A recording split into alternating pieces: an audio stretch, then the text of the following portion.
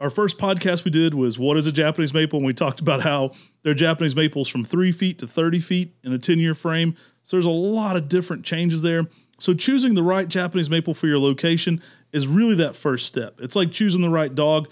Think of Japanese maple cultivars as almost like breeds of dog, and you wouldn't want a Great Dane if you're looking for a Chihuahua. So you want to line it up there with what you're looking for, and that's going to help a lot long term. It's going to avoid a lot of the other issues you can avoid down the road by picking the right type to begin with. Yeah, you can definitely avoid a lot of maintenance. I mean, Japanese maples are maintenance free. That's one of the reasons we love Japanese maples. But if you choose a very fast-growing Japanese maple for a small spot, you're going to constantly be trying to prune that tree back to try to keep it in your small spot.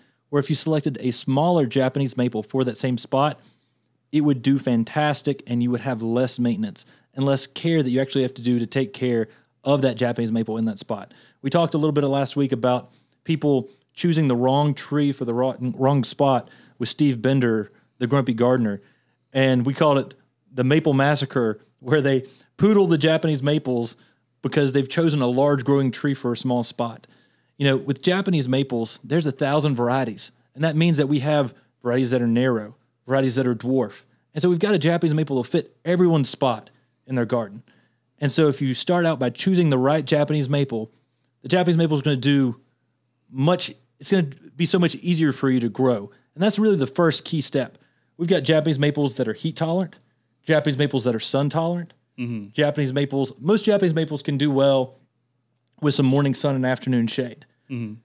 But if you're going for a sunnier location, you need to make sure you select a Japanese maple that can handle that.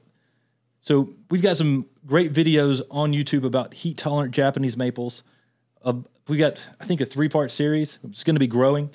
And you can go watch those videos to learn about which ones are heat tolerant, which ones are more sun tolerant, to help you choose the right Japanese maple if you have a sunnier location.